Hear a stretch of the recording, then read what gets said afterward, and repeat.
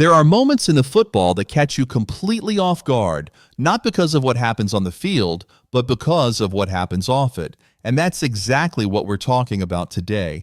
Go ahead and hit that like button if you're excited to see the Falcons back in action. I don't know about you, but I've missed watching some real football. Now let's get into the story. Imagine this. After weeks of trade rumors, doubts about his future, and fans ready to move on, one man quietly walked back into Flowery Branch. No big speech, no cameras, no dramatic entrance, just Kirk Cousins tying up his shoes and showing up to voluntary workouts, like a guy with something to prove.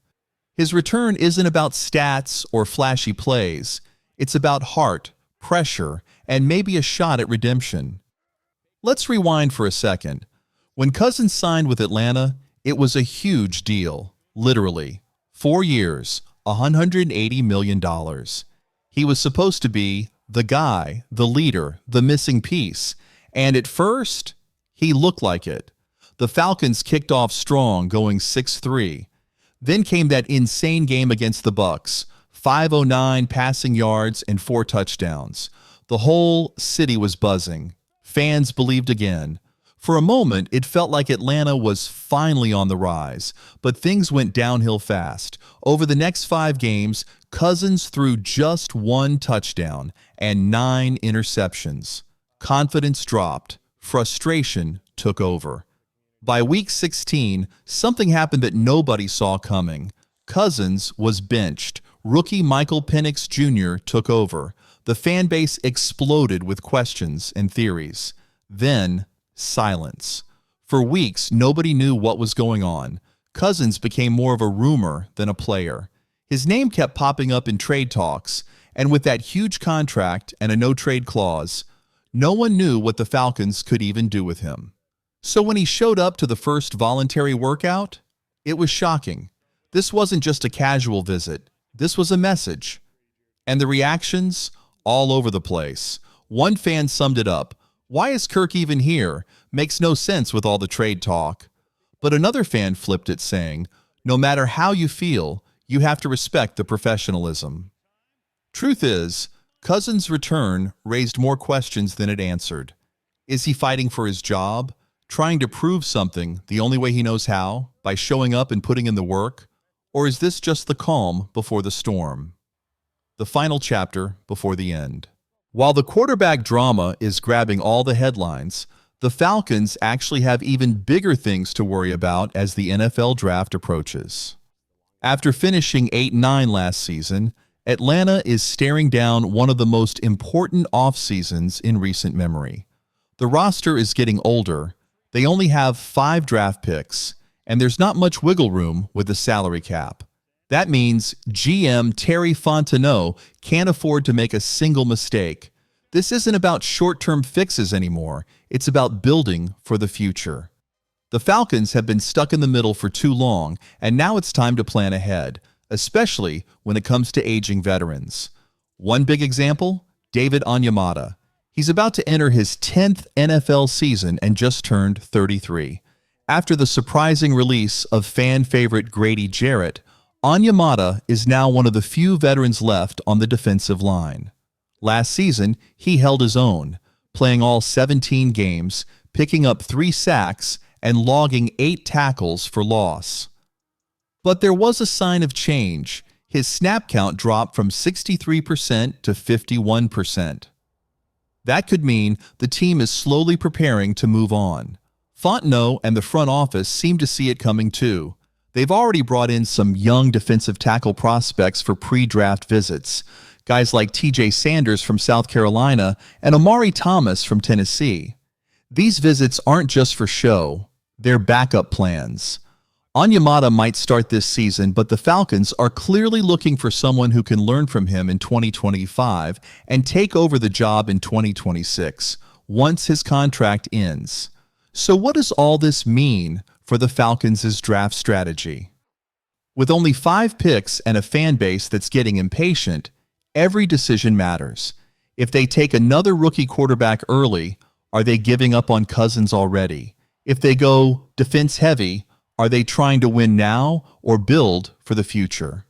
Every choice, every player they bring in sends a message. Now let's bring this back to you, Falcons fans. What do you make of Kirk Cousins showing up out of nowhere? Is this the start of a comeback or his final chapter in Atlanta? Drop your thoughts in the comments, because just like that, the spotlight shifts, not only to Cousins, but to the entire direction of this franchise. Sure, Cousins showing up made headlines, but what really matters is what it says about the team. It's about leadership. It's about owning the moment, even when the future is uncertain.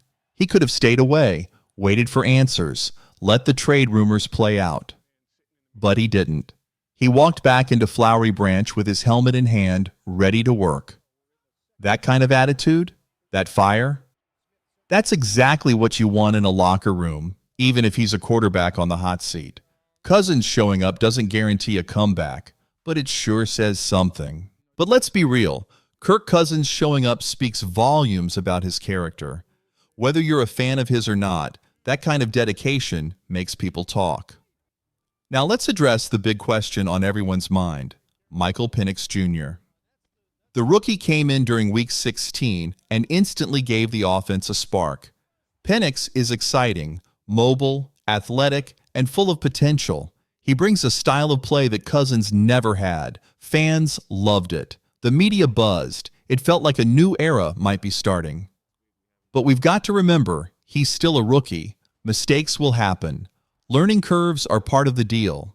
And that makes the Cousins situation even trickier. Do you keep a $180 million quarterback on the bench, just in case, or do you take the financial hit and fully hand the keys to the kid?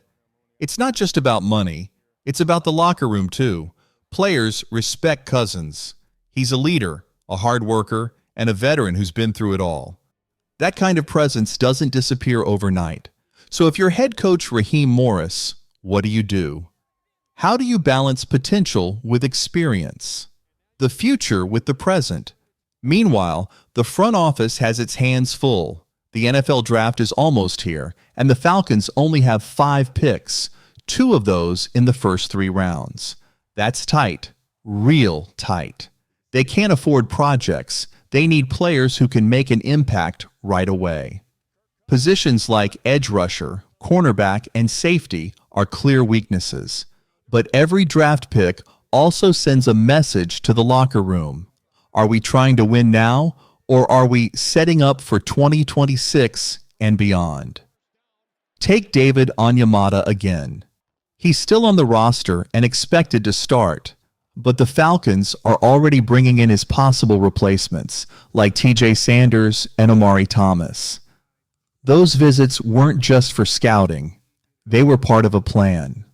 These young guys have the speed and strength that teams look for in modern defensive tackles.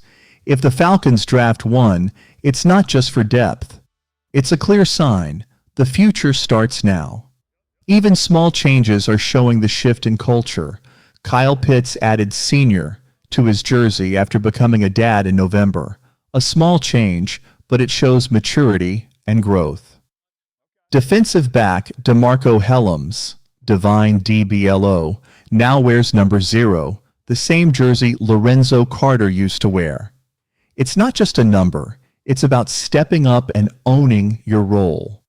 Leonard Floyd is rocking number 56 now, a number that carries weight and history. These little changes, they're not just fashion statements, they're signs of leadership and a team evolving. The Falcons also re-signed Catterell Hodge, who's switching to number 4, and Felipe Franks is back wearing 15. These guys know the system. They know the building. And that kind of consistency matters in a league where things change fast. All of this adds up to one big question. How do the Falcons win now while still preparing for the future?